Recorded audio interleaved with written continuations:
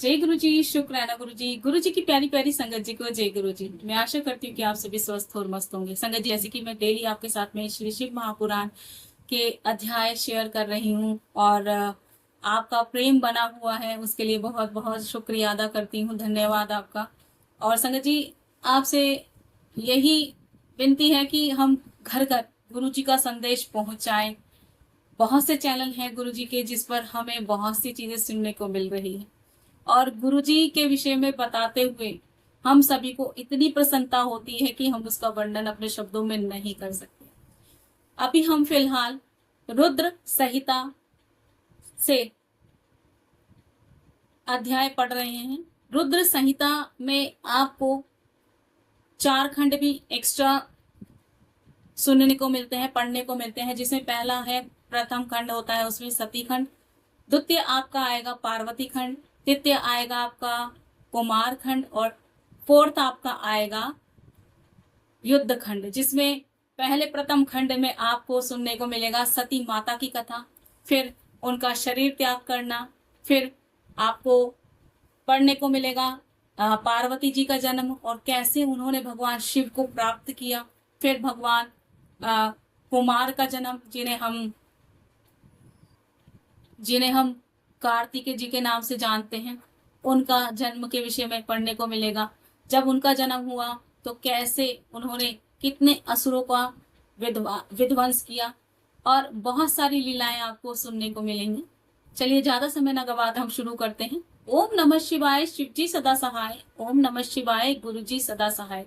जय गुरु जी, शुक्राना गुरु जी। जय जय गुरु जी। हर हर महादेव। 8वां अध्याय, ब्रह्मा जी का कामदेव को वर देना। सूत जी बोले, हे ऋषियों, जब इस प्रकार प्रजापति ब्रह्मा ने कहा तब उनके वचन को सुनकर आनंद मग्न हो नारद जी ने कहा कि हे ब्रह्मन, आपको धन्यवाद है कि आपने शिव भक्ति वर्धक इस दिव्य कथा को मुझे सुनाया है, जिसमें अरुंधति के दिव्य चरित्र वर्णित हैं। हे धर्मज्ञ, अब आप मुझे यह बतलाइए कि इसके आगे संध्या ने और क्या तप किया। सूत जी कहते हैं, जब इस प्रकार श्री नारद जी ने श्री ब्रह्मा जी से पूछा तो उन्होंने कहा, हे विप्रेंद्र नारद, जब संध्या को देखने मात्र से शिवजी जी ने मुझे सृष्टिकर्ता को बहुत फटकारा था, तभी से शिवजी जी की माया से मोहित हो मैं उनसे ईर्ष्या करने लगा और इस चिंता में लगा कि इसी प्रकार के विकार में मैं इन्हें आबद्ध करूं। तब रति और मदन को देखकर मैं थोड़ा मत्त हुआ। दक्षादि अपने पुत्रों के पास गया और उनसे बोला कि मेरे दक्ष और मारीची आदि पुत्रों, तुमको ज्ञात है कि स्त्री को देखने मात्र से शिवजी जी ने मुझे बहुत धिक्कारा था, जिसके दुख से मैं आज तक दुखी हूँ। अतः जैसे भी हो, जब महादेव जी स्त्री ग्रहण कर लें तभी मुझे शांति आवेगी। क्या तुम लोग मेरा यह कष्ट दूर करने के लिए कोई उपाय न करोगे? मुझे विश्वास है कि तुम मेरे योग्य पुत्र मेरा दुख अवश्य दूर करोगे। अच्छा, तो अब यह विचार करो कि त्रिलोकी में ऐसी कौन सी स्त्री है जो उनके मन में स्थित होवे और योग मार्ग को जानकर उनको मोहित कर लेवे, क्योंकि मैं जानता हूँ कि उनके मन को तो काम भी मोहित नहीं कर सकता और शिव योगी स्त्रियों के नाम को भी सहन नहीं कर सकते, फिर वह विवाह कर स्पर्श कैसे करेंगे? हे नारद, मैं अपने पुत्रों से ऐसा कह ही रहा था कि उसी समय रति सहित कामदेव वहां आ पहुंचा। तब मैंने उसकी बहुत प्रशंसा कर कहा कि हे काम, तुम दोनों का दाम्पत्य जीवन बड़ा सुंदर है, अतः तुम विश्व केतु नाम से प्रसिद्ध हो। हे वत्स, अब तुम जगत के हित के लिए शिवजी जी को मोहित करो, तुम्हारे सिवा दूसरा उन्हें मोहित नहीं कर सकता। महादेव जी पर अनुराग करने से तुम्हारे शाप की शांति होगी और जगत का कल्याण भी, क्योंकि जब शिवजी जी को स्त्री का अनुराग होगा तब वे महादेव जी तुम्हें तार देंगे। तुम शिवजी जी को मोहित करने के लिए एक दूसरी ही स्त्री उत्पन्न करो। हे नारद, तब मदन ने मुझसे कहा कि मैं आपका वचन पालन कर शिवजी जी को मोहित तो अवश्य कर दूंगा, किंतु स्त्री का निर्माण तो आप ही करें। तब कंदर्प के ऐसा कहने पर मैं और प्रजापति दक्ष इस चिंता में पड़ गए कि किसके द्वारा उन्हें मोहित करूं। फिर तो चिंताग्रस्त मेरी और उनकी श्वासों से जो सुरभीत वायु निकली, उसने पुष्प समूहों से भूषित वसंत उत्पन्न कर दिया, जिसकी पुष्पित कमल कांति, पुष्पित ताम्र रस से नेत्र, संध्या के उदित चंद्र खंड सम्मुख और सुंदर नासिका थी। उसके काले और घुंघराले केश, सूर्य सदृश्य दो कुंडलों से शोभित उत्तम गज जैसा अत्यंत मोटा और छोटा, ऊंचा कंधा, शंख सी ग्रीवा, चौड़ी छाती और उन्नत अग्र भाग था।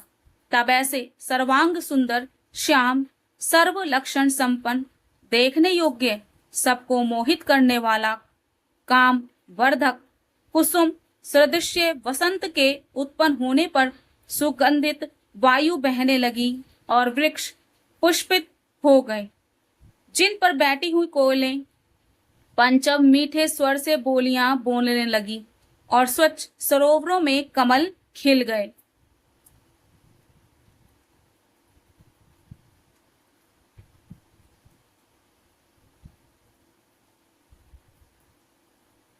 तब ऐसे श्रेष्ठ को आविर्भूत हुआ देखकर मैंने हिरण्यगर्भ मदन से कोमल वचनों में कहा कि हे मनमंथ, तुम सर्वदा काम के सहचर हो, सब देवता तुम्हारी अनुकूलता करेंगे। यह रमण का हेतु होने से इसका नाम वसंत है और यह लोगों को रंजित करेगा। मलयाचल इसका श्रृंगार करेगा और तुम्हारा इसका सर्वदा मित्र भाव होगा तथा यह सदैव तुम्हारे वश में रहेगा। रति की विव कोवादी भावों से युक्त 64 कला तेरी प्रसन्नता करेगी। अतः हे काम, तुम अपने इस वसंत आदि सहचरों सहित रति को साथ लेकर शिवजी जी को मोहित करने का उद्योग करो। फिर सपत्नीक काम ने प्रसन्न हो मेरे चरणों में प्रणाम किया और महादेव जी के स्थान को चला गया। इति श्री शिव महापुराण द्वितीय सती खंड का अध्याय 8वां समाप्त। जय गुरु जी, शुक्राना गुरु जी, हर हर महादेव। 9वां अध्याय ब्रह्मा काम संवाद। ब्रह्मा जी कहते हैं कि वहां जाकर काम ने प्राणियों को मोहित करने वाला अपना प्रभाव फैलाया। वसंत ने भी उसका साथ दिया। रति के साथ कामदेव ने शिवजी जी को मोहित करने के लिए अनेकों प्रकार के यत्न किए, जिससे सब जीव तो मोहित हो गए, परंतु गणेश जी सहित शिवजी जी वश में न आए। उनके सारे प्रयत्न व्यर्थ हो गए और वह मद से रहित हो अपने स्थान को गया। तब उसने उदास भाव से मेरे पास आ प्रणाम कर मुझसे कहा, हे ब्रह्मन, मैं शंभु को मोहने योग्य नहीं हूँ और किसी की शक्ति नहीं है कि उन्हें मोहित कर सकें। तब उसकी ऐसी बहुत सी बात सुनकर मैं चिंता मग्न हो गया और बड़े दुख का श्वास लेने लगा। इससे बहुत से भयंकर बलि गण प्रकट हो गए। उन्होंने कोलाहल कर असंख्यों की संख्या में पटह आदि अनेकों वाद्यों को बजाना और मारो काटो शब्द आरंभ कर दिया और मुझे भी मारने काटने दौड़े। अब वहां मेरे सम्मुख स्थित काम ने उनको हटाया और मुझसे कहा कि हे प्रजानाथ, इन भयंकर विकराल वीरों को आपने कहां से उत्पन्न कर दिया? इनका क्या काम है और ये कहाँ रहेंगे? ना हो तो इनको मेरे हवाले कीजिए। यह सुनकर मुझ ब्रह्मा ने उन्हें कर्म में नियुक्त कर दिया। काम से कहा कि ये उत्पन्न होते ही मारे मारे करने लगे, इससे इनका नाम मार हुआ। हे काम, ये सर्वदा तुम्हारे वशवर्ती रहेंगे। तुम्हारी सहायता करना ही इनका मुख्य कार्य होगा और ये सर्वदा ज्ञानियों के ज्ञान मार्ग में बाधा हुआ करेंगे। मेरा यह वचन सुनकर रति और काम बहुत प्रसन्न हुए। तब मैंने उनसे कहा कि अब तुम फिर शिवजी जी को मोहित करने के लिए जाओ।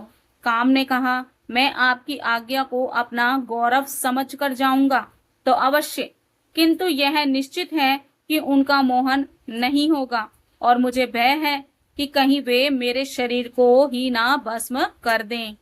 यह कहकर काम अपने वसंत रति और मारगण को साथ लेकर शिवजी जी के स्थान में गया और उन्हें मोहित करने के लिए बहुत से उपाय किए, किंतु वे परमात्मा शिव मोहित न हुए। फिर वह काम लौटकर मेरे पास चला आया और गर्व तथा हर्ष से रहित निरुत्साह हो मारगणों सहित मुझे प्रणाम कर मेरे समीप में आ बैठा और बोला, हे ब्रह्मा जी, यदि आपकी यही इच्छा है तो शिवजी जी को मोहित करने का कोई दूसरा उपाय कीजिए। मैं अपने स्थान को चला जाता हूँ। यह तो कहिए कि शिवजी जी ने कृपा कर मेरे शरीर को नहीं जलाया। इति श्री शिव महापुराण द्वितीय सती खंड का 9वां अध्याय समाप्त। जय गुरु जी, शुक्राना गुरु जी, हर हर महादेव। 10वां अध्याय ब्रह्मा विष्णु संवाद। नारद जी ने कहा, हे भगवान, रति और गणों के साथ काम के चले जाने पर क्या हुआ? कृपया अब उस चरित्र को सुनाइए। ब्रह्मा जी बोले, हे नारद, काम के चले जाने पर श्री महादेव जी में मैं अपनी पूर्ण भक्ति न पाकर बड़ा दुखी हुआ तथा उन्हें जो मोहित करा देने का मेरा अहंकार था वह भी चूर्ण हो गया। परंतु मैं यह विचार करता ही रहा कि ऐसी क्या युक्ति करूं कि जिससे महात्मा शिव जी स्त्री ग्रहण कर ही ले। मैंने शिव आत्मा विष्णु का स्मरण किया। पीताम्बरधारी श्री हरि शीघ्र ही मेरे पास प्रकट हो गए। मैंने उन पीताम्बरधारी चतुर्भुज भगवान की जल भरे नेत्रों और गदगद वाणी से स्तुति की। उससे प्रसन्न हो भगवान मुझसे बोले, हे विधे, हे ब्राह्मण, हे महायज्ञ, हे लोकों के कर्ता, तुम धन्य हो।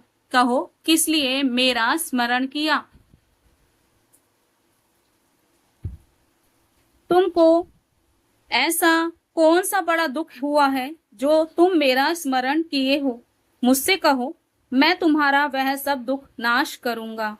तब एक दीर्घ निश्वास लेकर हाथ जोड़ प्रणाम कर मैंने देवाधिदेव विष्णु जी से कहा, हे रमानाथ, हे मनोकामना देने वाले, मैंने रुद्र के सम्मोहनार्थ सपरिवार मारगण और वसंत के साथ काम को भेजा था, परंतु सब निष्फल हुआ।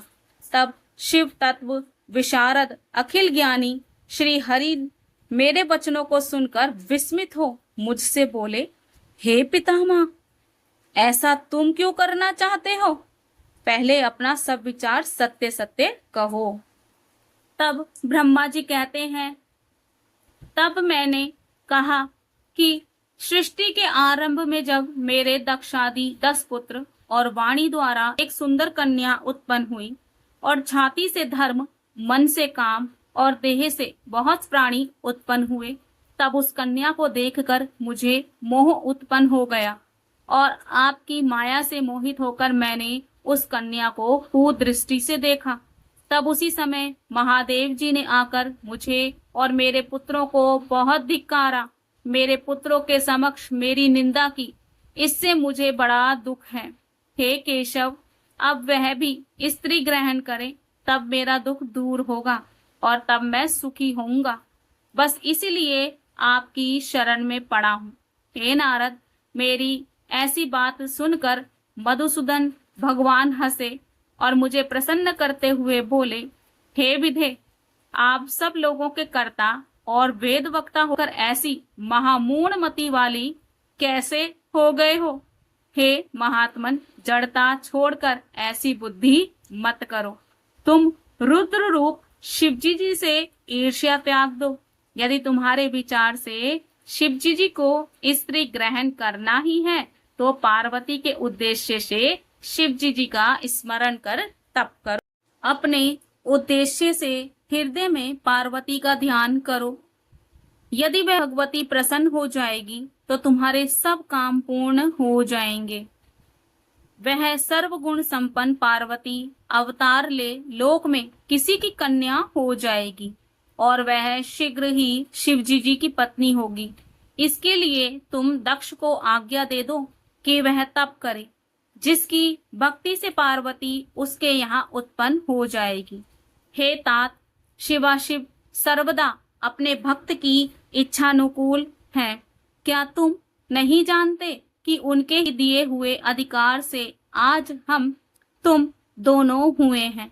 परंतु धन्य है शिवजी जी की माया, जिसने तुमसे सब कुछ भुलासा दिया। मैं, तुम और शिव सभी तो उन्हीं के स्वरूप हैं। इसी प्रकार पार्वती जी के भी 3 स्वरूप हैं, विष्णु की लक्ष्मी, ब्रह्मा की सरस्वती और शिव की सती। यह सब शिवजी जी हमको और तुमको पहले ही बतला गए हैं। उन्हीं से हम दोनों सुखी हैं। इधर जब हमने और तुमने अपना अपना कार्य आरंभ किया तो उधर कैलाश पर जाकर शंकर जी रुद्र हो गए। वहां उन्होंने रुद्र का अवतार लिया। अब उनको बुलाने में कुछ यत्न करना होगा। युक्ति से भक्ति पूर्वक तप करो। तब कहीं प्रजेश दक्ष के यहाँ सती नाम से शिव पार्वती का अवतार होगा। करुणेश विष्णु यह कहकर वहीं अंतर्ध्यान हो गए। मेरा अहंकार जाता रहा। इति श्री शिव महापुराण द्वितीय सती खंड का 10वां भाग समाप्त। जय गुरुजी, शुक्राना गुरुजी, हर हर महादेव। 11वां अध्याय काली आख्यान। श्री नारद जी ने कहा, हे ब्रह्मन, श्री विष्णु जी के चले जाने पर क्या हुआ और आपने क्या किया, यह भी मुझे सुनाइए। ब्रह्मा जी कहने लगे कि जब मैं शंभु प्रिया देवी दुर्गा का स्मरण करने लगा, मैं उन्हें प्रणाम कर यह कहता रहा कि हे देवेश्वरी, मेरा कार्य करो। मेरी इस प्रकार की स्तुतियों से योग निद्रा चामुंडा मेरे समक्ष प्रकट हो गई।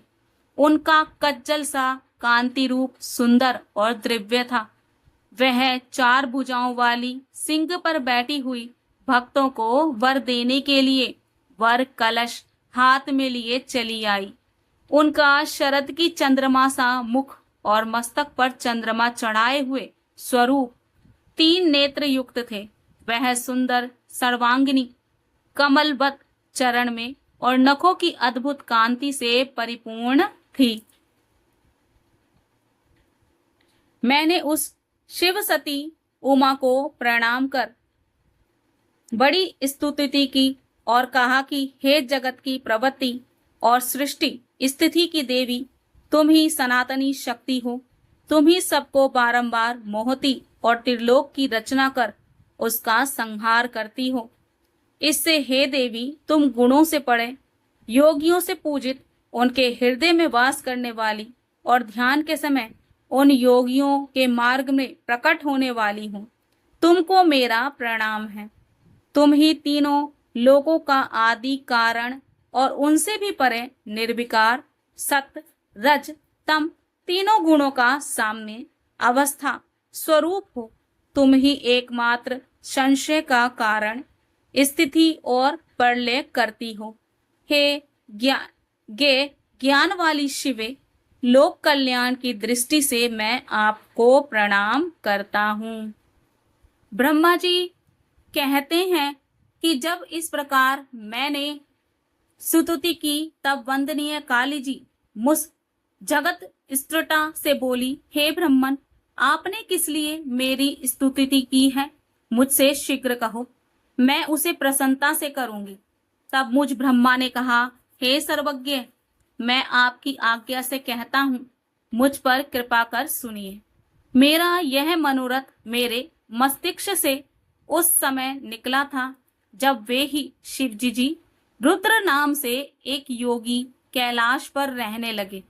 वे निर्विकारी, निर्विकल्प और समाधि लगाकर तपस्या में लीन हैं और पत्नीहीन होकर भी दूसरा विवाह नहीं करना चाहते हैं। अतः जैसे भी हो, आप उन्हीं उन्हें मोहित कीजिए, दूसरा कोई उनका मन हरण नहीं कर सकता। आप ही दक्ष की कन्या बनकर उन्हें मोहित कर उनकी पत्नी बन जाइए। जैसे आप ही लक्ष्मी रूप से विष्णु को प्रसन्न की हैं, वैसे ही शिव को भी आप ही प्रसन्न करें। फिर स्त्री के कारण ही तो शिव ने मेरी निंदा की। अब मैं देखना चाहता हूँ कि वे स्वयं ही कैसे स्त्री ग्रहण करेंगे। तुमको छोड़ क्या विष्णु, किसी में भी उनको मोहने की शक्ति नहीं है। लक्ष्मी और कामदेव भी उन्हें नहीं मोह सकते। अतएव आप दिव्य रूप धारण कर दक्ष की कन्या बन जाइए, और जब मैं अनुरोध करूं तब योगी शंकर की पत्नी बन जाइए। क्षीर सागर के उत्तरी तट पर आपकी प्राप्ति के लिए प्रजेश दक्ष तपस्या कर रहे हैं। ब्रह्मा जी कहते हैं कि जब मैंने ऐसा कहा तब वह जगन्न माता देवी चिंतित और मन में आश्चर्य करती हुई बोली। देवी ने कहा, विश्व स्थिता ब्रह्मा, तुम यह अज्ञानियों का सा क्या कह रहे हो? अरे ब्रह्मा के भी मन में शिव को मोहने का भाव आ गया और इसके लिए मुझसे वर चाहते हो? भला निर्विकल्प शंकर को मोहने से तुमको क्या लाभ होगा?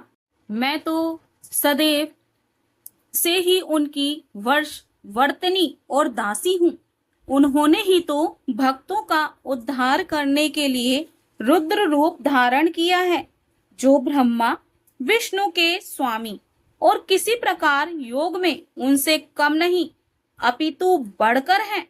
हे ब्रह्मा, यह अज्ञान विमूढ़ता तुम में कब से आ गई? वे तो माया के स्वामी पर से भी परे हैं। आज ब्रह्मा उन्हें पुत्रवत मोहना चाहते हैं।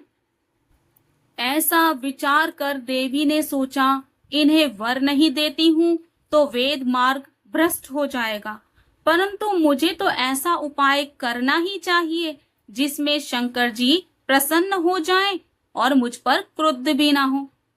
ब्रह्मा जी कहते हैं, हे नारद, ऐसा विचार कर देवी ने मन में शंकर जी को स्मरण किया। फिर शिवजी जी की आज्ञा पाकर दुर्गा बोली, हे ब्रह्मन, तुम्हारा यह कथन सत्य है कि शंकर को मोहने के लिए मुझ में दूना प्रयत्न उत्पन्न हो गया है।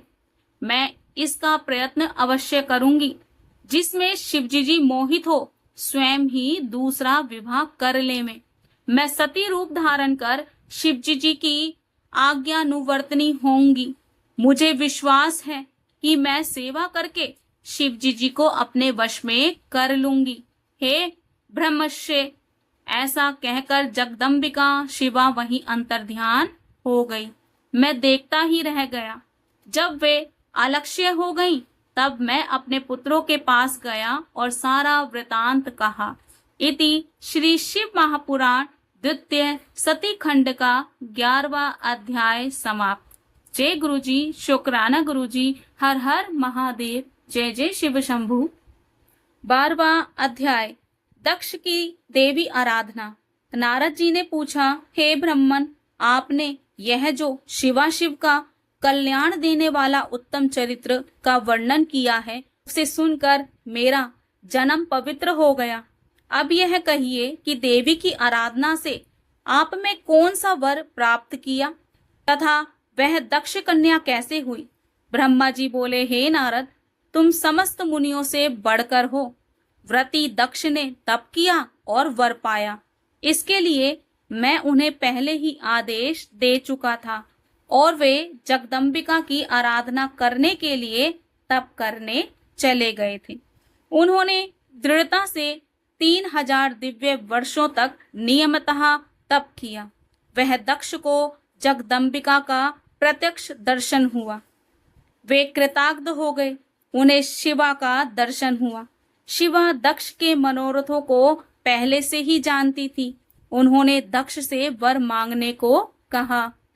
दक्ष ने देवी से कहा, मेरा पूर्णावतार स्वामी शंकर जी रुद्र नाम से ब्रह्मा के पुत्र रूप में अवतार लिए हैं। और तुम्हारा अभी अवतार नहीं हुआ है, तब शिवजी जी की पत्नी कौन हो? तुम ही उनको मोहित कर उनकी पत्नी बनो। स्वार्थी ब्रह्मा ने मुझे भेजा है। तब जगदम्बा ने उन्हें दक्ष को यह वर दिया कि मैं तुम्हारी स्त्री से पुत्री के रूप में उत्पन्न होंगी और कठिन तप कर शिव की पत्नी बनूंगी। विष्णु जी के भी सेव्य निर्विकारी शिवजी जी बिना तप के नहीं प्राप्त हो सकते। पर मेरी प्रतिज्ञा स्मरण रखना, मेरा कहना असत्य नहीं हो सकता। यदि तुम मेरा अपमान करोगे तो समझ लेना कि मैं अपना शरीर त्याग दूंगी, क्योंकि मैं तो प्रत्येक जन्म में तुम्हारी ही कन्या बनना चाहती हूँ और सर्वदा शिवजी जी की पत्नी बनती रहूंगी। मेरा यह दृढ़ निश्चय है और यही वर मैं तुमको देती हूँ। दक्ष को ऐसा वर देकर देवी अंतर ध्यान हो गई। दक्ष अपने घर गए और देवी मेरी कन्या होगी, उन्हें इस विचार से बड़ी प्रसन्नता हुई। इति श्री शिव महापुराण द्वितीय सती खंड का 12वां अध्याय समाप्त। जय गुरु जी, शुक्राना गुरु जी, हर हर महादेव। संगत जी, मैं आज अपनी वाणी को यही विराम दूंगी। और यहाँ पर आपने देखा कि माता पार्वती ने, माँ जगदम्बा ने, माँ काली ने उनको वर दिया था कि वो उनकी पुत्री होंगी और साफ बोल दिया था कि जब दक्ष प्रजापति उनका कभी भी अपमान करेंगे तो वह अपने शरीर को त्याग देंगी। और यहीं से सती ने अपना शरीर तब त्यागा था जब दक्ष प्रजापति ने उनका अपमान किया था। आप सभी को पता ही है, हम सभी ने सीरियल्स में देखा है और वैसे भी श्री शिव महापुराण पढ़ते हैं तो उसमें भी हमने पढ़ा ही है कि माता ने तभी अपने प्राण त्याग दिए थे। और ऐसे ही हम लोग आगे बढ़ते चले जाएंगे। 13वां अध्याय है ब्रह्मा नारद जी संवाद। दक्ष की 60 कन्याओं सती सहित सती जी का लालन पालन कैसे हुआ, उनके घर में कैसे उनका पालन पोषण हुआ। बहुत सी घटनाएं जो कि हमें बहुत सुख प्रदान करती हैं। और संगत जी, आपसे हाथ जोड़कर विनती है कि आपने जैसा प्रेम बनाए रखा आगे भी बनाए रखिएगा। सुबह 10:30 बजे गुरुजी 13 ब्लेसिंग चैनल पर आपको यह श्री शिव महापुराण सुनने को मिलती है और शाम 5 बजे जो कि गुरुजी की पावन पुस्तक दिव्य आभा, उसके सत्संग भी आपको सुनने को मिलते हैं। और जैसे श्री शिव महापुराण का समापन होगा तो देखते हैं गुरुजी क्या करवाते हैं मुझसे। और अपना प्रेम बनाए रखेगा। जैसे आपको अगर वीडियो समझ में आते हैं, अच्छे लगते हैं तो चैनल को सब्सक्राइब कर लीजिएगा, लाइक कर लीजिए, शेयर कर दीजिए। बाकी आपकी इच्छा है, जबरदस्ती हम किसी से नहीं कर सकते किसी चीज़ को लेकर, लेकिन ये मेरा प्रथम प्रयास है जो मैं चाहती हूँ कि गुरुजी की कृपा से ही हो रहा है। मेरा इतना सामर्थ्य नहीं है संगत जी कि मैं ये सब कुछ चीज़ें कर सकूं, सब गुरुजी की इच्छा से ही होता है। जय गुरुजी, शुक्राना गुरुजी, हर हर महादेव। जय जय शिव शंभू।